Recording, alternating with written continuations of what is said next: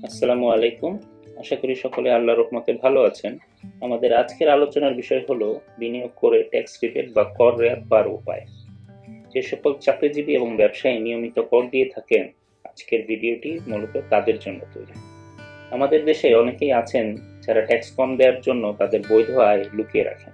ফলে বৈধভাবে উপার্জন করা সত্ত্বেও শুধুমাত্র ট্যাক্স ফাইলে না দেখানোর কারণে তা কালো টাকায় পরিণত হয়, যা ভবিষ্যতে বিভিন্ন আইন শৃঙ্খলা রক্ষাকারী বাহিনী অথবা এনবিআর এর নজরে পড়লে বড় ধরনের আইনি ঝামেলা তৈরি হতে পারে। অথচ আইন মেনে বিনিয়োগ করার মাধ্যমে চাইলে আপনি আপনার দেয়া ট্যাক্সের পরিমাণ কমিয়ে আনতে পারেন। তাহলে আসুন দেখি কিভাবে তা করা সম্ভব।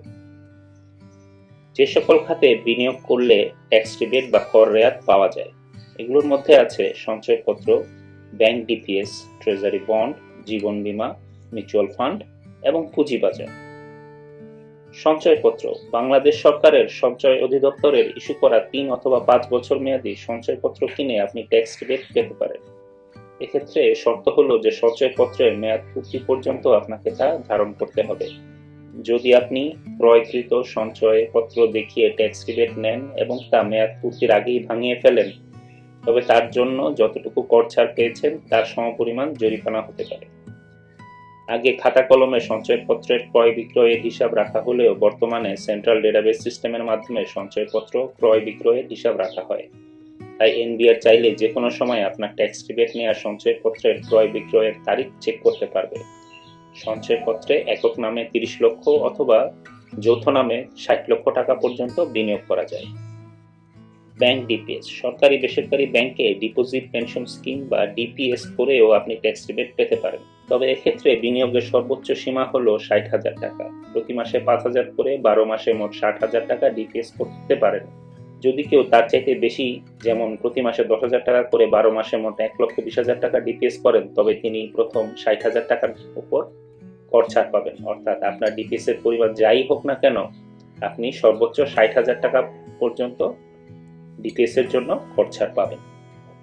ট্রেজারি বন্ড বাংলাদেশ সরকারের ইস্যুকৃত ট্রেজারি বন্ডে বিনিয়োগ করে কর রেয়াত পাওয়া যায়। ট্রেজারি বন্ডে বিনিয়োগের ক্ষেত্রে কোনো ঊর্ধ্বসীমা নেই, অর্থাৎ আপনি চাইলে যে কোনো পরিমাণের অর্থ ট্রেজারি বন্ডে বা বিলে বিনিয়োগ করতে পারেন। কর্পোরেট বন্ড বেসরকারি সংস্থার ইস্যুকৃত বন্ড, যেমন পারপিচুয়াল বন্ড, সুকুক বন্ড, জিরো কুপন বন্ডে বিনিয়োগ করেও কর ছাড় পাওয়া যায়। ট্রেজারি বন্ডের ন্যায় কর্পোরেট বন্ডের বিনিয়োগের ক্ষেত্রেও কোনো ঊর্ধ্বসীমা নেই, অর্থাৎ আপনি যে কোনো পরিমাণ অর্থ কর্পোরেট বন্ডে বিনিয়োগ করতে পারেন। জীবন বীমা ভবিষ্যৎ নিরাপত্তার জন্য আপনি এবং আপনার পরিবারের সদস্যদের জন্য জীবন বীমার পলিসি নিতে পারেন। ভালো কোম্পানির জীবন বীমায় মেয়াদান্তে টাকা পাওয়ার নিশ্চয়তা রয়েছে। পাশাপাশি প্রতি বছর বীমা পলিসির প্রিমিয়ামের উপর ট্যাক্স রিবেট পাবেন। মিউচুয়াল ফান্ড সম্পদ ব্যবস্থাপকদের মাধ্যমে পুঁজিবাজার এবং অর্থবাজারে প্যাসিভ ইনভেস্টমেন্ট করার জন্য জনপ্রিয় একটি মাধ্যম হলো মিউচুয়াল ফান্ড। মিউচুয়াল ফান্ড থেকে পাওয়া প্রথম 25,০০০ টাকার ডিভিডেন্ডের জন্য কোনো প্রকার কর দিতে হয় না। পাশাপাশি মিউচুয়াল ফান্ডে করা বিনিয়োগের উপর কর ছাড় পাওয়া যায়। মিউচুয়াল ফান্ডে বিনিয়োগের ক্ষেত্রে কোনো ঊর্ধ্বসীমা নেই, অর্থাৎ আপনি যে কোনো পরিমাণ অর্থ মিউচুয়াল ফান্ডে বিনিয়োগ করতে পারেন এবং তার জন্য কর ছাড় পাবেন। পুঁজিবাজার কর ছাড় পাওয়ার জন্য সবচেয়ে আকর্ষণীয় বিনিয়োগ মাধ্যম হলো পুঁজিবাজার। তবে পুঁজিবাজারে বিনিয়োগের ঝুঁকি রয়েছে, তাই জেনে বুঝে বিনিয়োগ করতে হবে। শেয়ার কেনাবেচা থেকে প্রাপ্ত আয় অর্থাৎ ক্যাপিটাল গেইনের জন্য কোনো কর দিতে হয় না। ক্যাপিটাল গেইন থেকে আপনি যত টাকাই আয় করুন না কেন, তার জন্য কোনো ট্যাক্স দিতে হবে না। বাংলাদেশের আর কোনো খাতে এইরকম জিরো ট্যাক্সে আয় করার সুযোগ নেই। শেয়ার থেকে প্রাপ্ত ক্যাশ ডিভিডেন্ডের প্রথম ৫০,০০০ টাকার জন্য কোনো কর দিতে হয় না।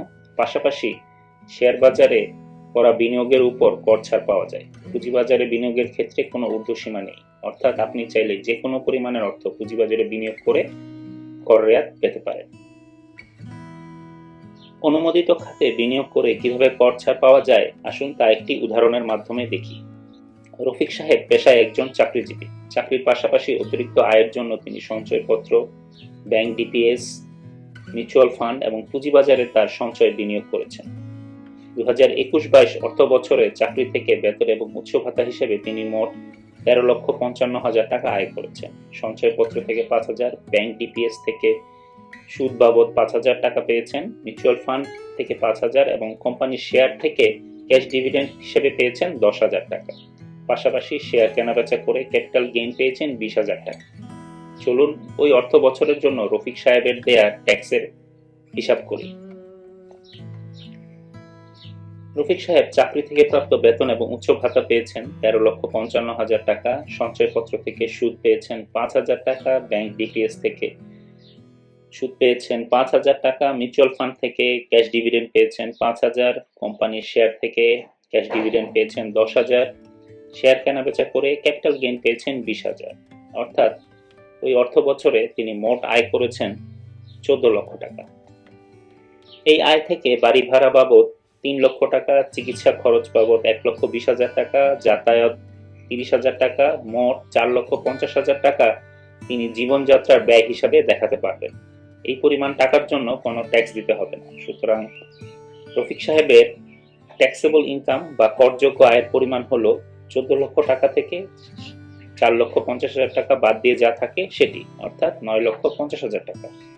একজন ব্যক্তির আয়ের পরিমাণের উপর ভিন্ন ভিন্ন ট্যাক্স হার রয়েছে। যেমন ট্যাক্সেবল ইনকামের প্রথম 3 লক্ষ টাকার জন্য 0 ট্যাক্স, পরবর্তী 1 লক্ষ টাকার জন্য 5% ট্যাক্স, পরবর্তী 3 লক্ষ টাকার জন্য 10% ট্যাক্স এবং পরবর্তী 4 লক্ষ টাকার জন্য 15% ট্যাক্স রয়েছে।